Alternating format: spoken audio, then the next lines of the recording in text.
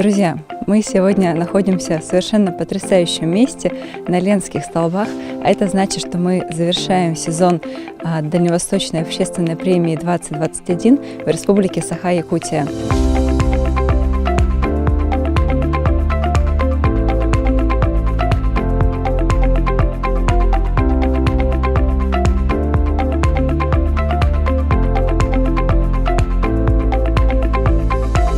Сегодня состоялось подведение итогов премии «Неравнодушный гражданин», которая впервые проводится в Республике Саха-Якутия. Было очень интересно услышать те практики, которые есть у нас в районах республики, в городе Якутске. Это, конечно, такое яркое событие в жизни Якутии, которое точно найдет свое продолжение. Мы видим по заявкам, по количеству поданных инициатив и идей, что на территории республики живут действительно неравнодушные граждане, которые сейчас смогут быть известными и стать значимыми, актуальными на территории всего Дальнего Востока. Компания «Ростелеком» уделяет большое внимание на поддержку таких местных инициатив, как общественная премия «Неравнодушный гражданин». Мы уже на протяжении многих лет являемся официальным спонсором данной премии. Очень признательны организаторам данного мероприятия за то, что благодаря им мы узнаем новые лица, которые реализуют добрые и благородные дела на территориях Дальнего Востока.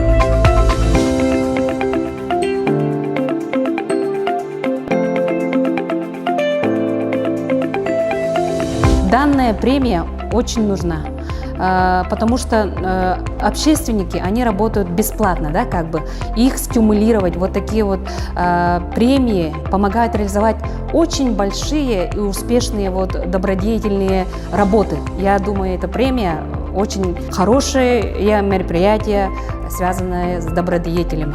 Такие премии необходимы в субъектах и территориях России, потому что люди должны знать своих героев и видеть своих лидеров. При этом эти лидеры создают то, что необходимо нашим гражданам. А нашим гражданам необходимо только одно – улучшить свою жизнь.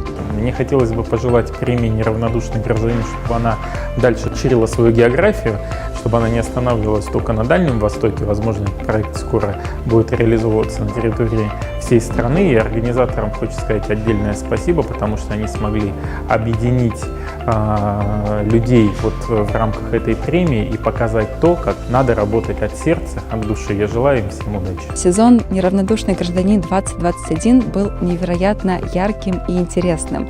Приморский край, Камчатский край, Сахалинская область, Республика Саха-Якутия.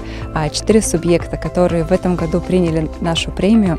И я надеюсь, что сезон премии 2022 будет не менее ярким, и к нам добавятся новые интересные субъекты и, конечно, участники нашего проекта, нашей большой дальневосточной истории.